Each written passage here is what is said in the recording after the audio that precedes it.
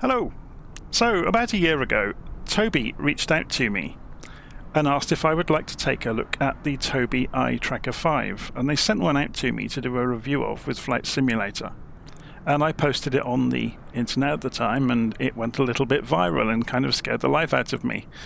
But lo and behold, I've been using it for the last year, and to be honest, I wouldn't be without it now. So Tobii reached out to me again a couple of weeks ago and asked if I might like to do a retrospective to show my thoughts about it in the simulator and to show people how it works for people that haven't seen one before.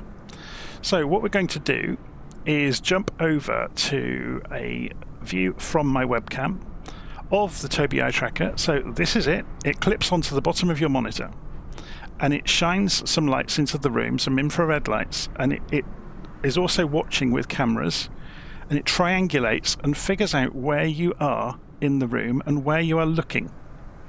Okay, so if we come back to the screen and we go over to the simulator, before we actually go and switch on the Tobii to see what it does, let's go and have a look at the software. So with the Tobii, when you install it, you get the Game Hub. And in the Game Hub, you can see there are lots and lots of games that are compatible with the Tobii Eye Tracker.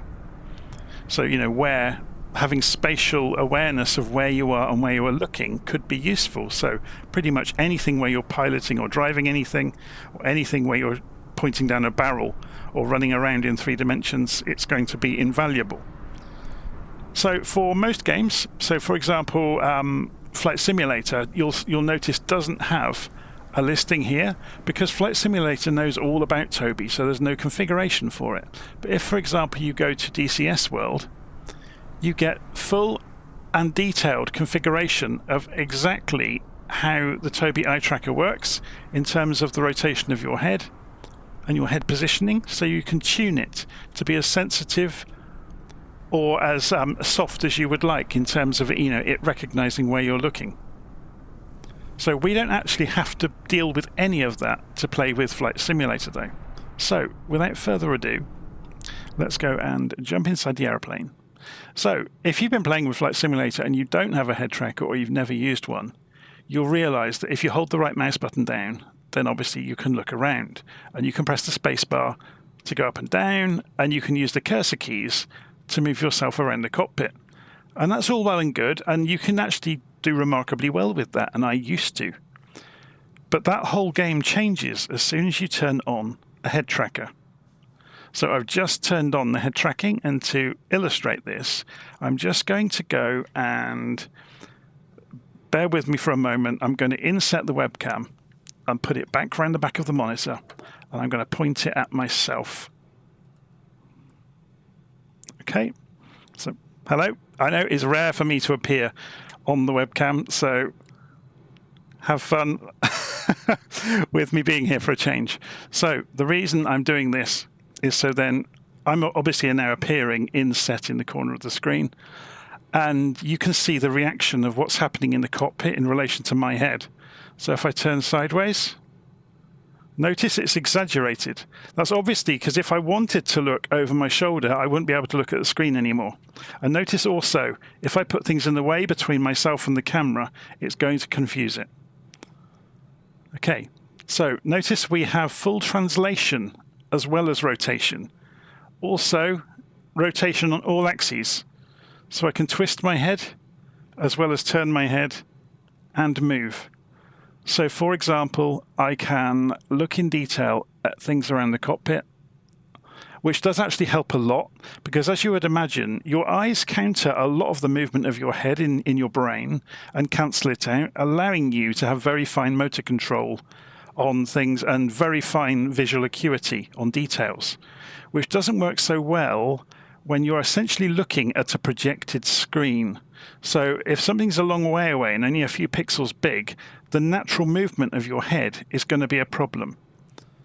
So you actually develop this technique very quickly to move your head closer to anything fiddly, or you can map a key on the keyboard just to turn off head tracking. So on the more complicated big aeroplanes, you might do that. Okay, so beyond just the head tracking, as I mentioned, this is the Tobii Eye Tracker.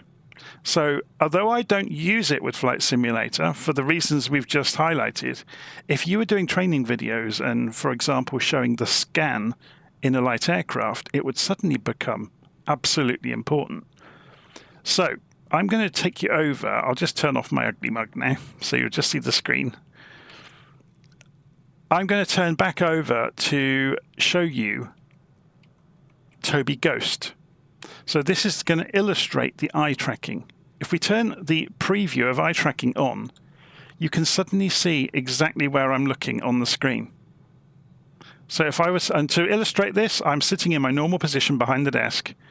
If I look at the indicated airspeed, or the attitude indicator, or the altimeter, or nav1, vertical speed, HSI, turn coordinator, or look around the GPS. I can even look at a particular knob on the GPS look, and you notice how accurate that is.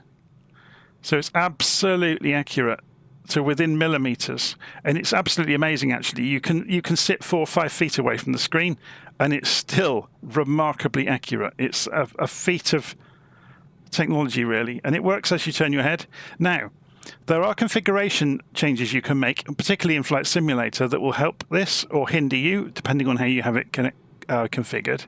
So if I press Escape and go into Control Options, once you've got the Tobii Eye Tracker plugged in, and it's just a USB device, it will appear as a peripheral within the simulator. And then you can go to Sensitivity, and this is where you can configure how sensitive it is to you moving your head around. But notice there's also eye tracking responsiveness and eye versus head. So you can actually have it panning the camera in response to where your eyes are looking to follow your gaze. So I don't do that, but it is possible. It's just to let you know that that is in the bag of tricks, really.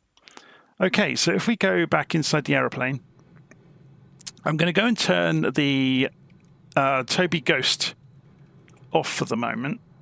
And we're just going to go and do a little circuit. So I'm going to shortcut starting the aeroplane with Control E.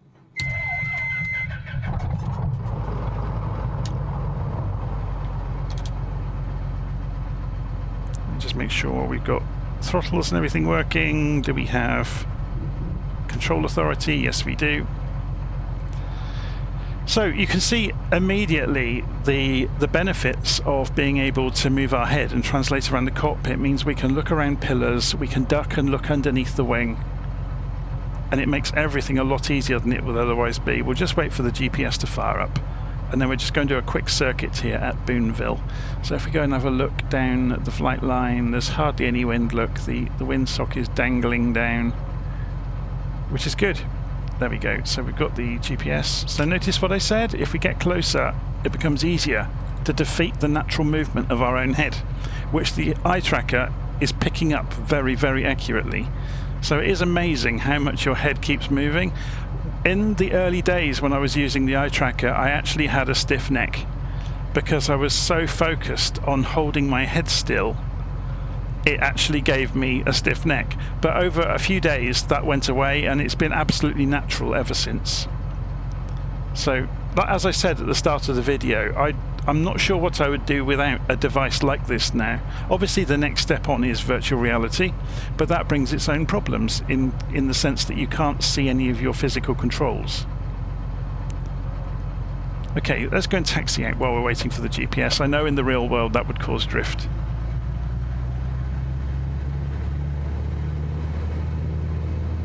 So obviously we can quickly scan around, see if there's anybody in the way.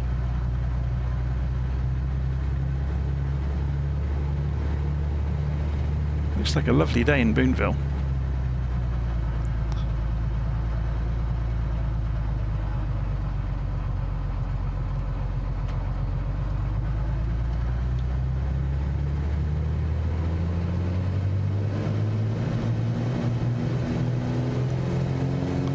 Okay,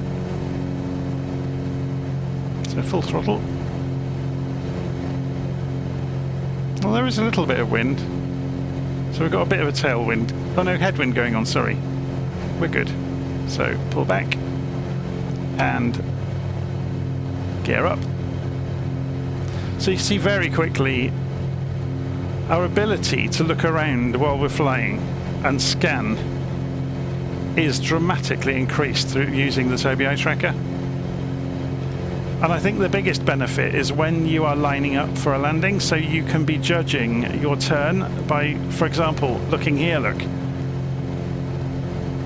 without letting go of any controls.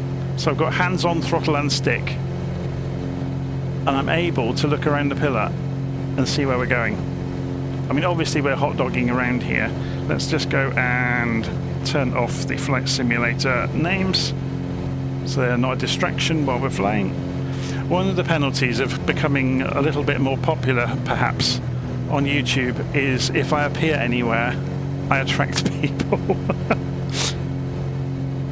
So I often don't have the forethought to either turn off the labels or turn off the multiplayer, and I don't like turning off multiplayer because I'm a part of the community and I value the community just as much as anybody else.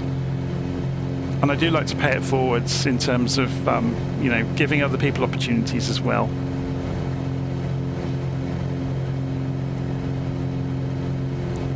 Okay, so let's go and turn in, and you'll see what I was on about being able to look around.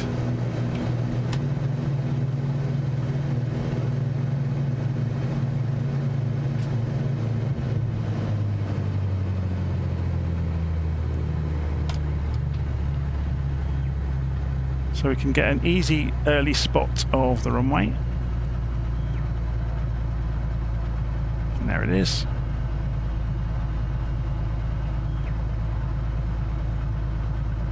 So if you were going to side slip, so say we push the nose out to the left here to get rid of some altitude, you can quite happily just control the plane with hands on throttle and stick and keep looking over, and you can be spotting and looking around pillars, and for biplanes it's wonderful, or anything with a long nose like a warbird, because you can lean out over the side as the real pilots would have done during difficult phases of flight, you know, like immediate on takeoff or on approach.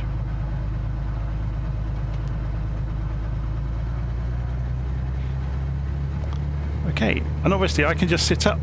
There's no pressing buttons. I can just sit up in my chair and crane over to look over the front if I want to get good visibility of something. So yeah, as I said, it's absolutely transformed my use of the simulator, and for recording videos on YouTube there's an extra ability there that I essentially use my head. As a director might aim a camera. So if I'm wanting to show something, that's kind of how I think of positioning my head during flying.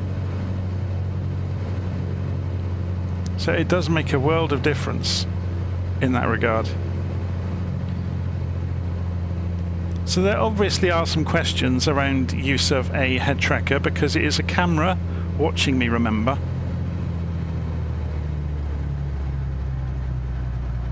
Let's just bring the airplane in. There we go.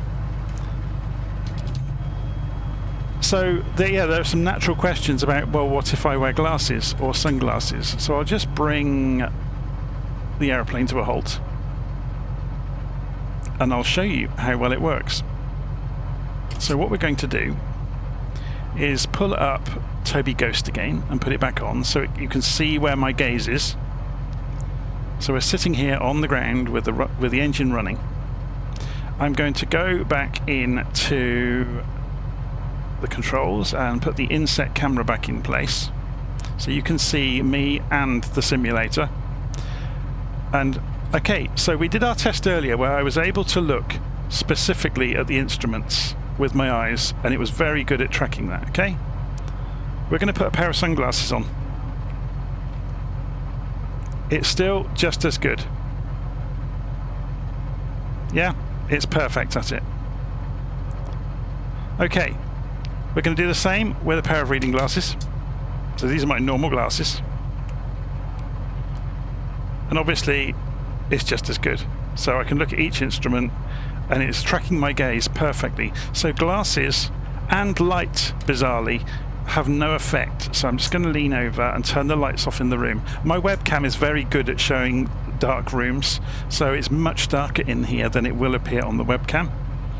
But just to give you an idea of that, We're in a dark room now with sunglasses on, and it's still working absolutely perfectly. So there you go. That's the Tobii Eye Tracker 5. It's absolutely transformed me being able to create content and keep it interesting for people, and be able to give a more professional view then of not only of what I want you to be able to see when I'm demonstrating something in the simulator, but also a much more natural way of flying the simulated aircraft, in that I'm able to look out, as I'm making a turn in on an approach, or I'm able to, just scan around, maybe at a departure, and you're looking at, is there anything in the way? Is there any traffic on the taxiways? It gives you that ability without taking hands off stick or yoke and throttles, to be able to do that rather than trying to juggle doing 3 or 4 things at once. So there you go. Hopefully you've enjoyed this, and yep, it's me again. I'll see you again soon, and thank you so much for Tobii for sending me the eye tracker last year. I'll be putting some links in the notes of the video that Tobii have asked me to send on to you. There are going to be some special offers coming. Okay, so in the spirit of Steve Jobs, I'm going to announce there's one more thing I want to talk about. This year is the 23rd anniversary for Tobii, and they are offering 20% off the Tobii Eye Tracker 5 from August the 19th through to September the 10th. They're also going to be running a number of sweepstakes, so if you visit the URL on your screen between the dates I mentioned from August until September, you'll be able to take part in sweepstakes to win all sorts of prizes. So head over to the Tobii website and have a look. I'll see you again soon.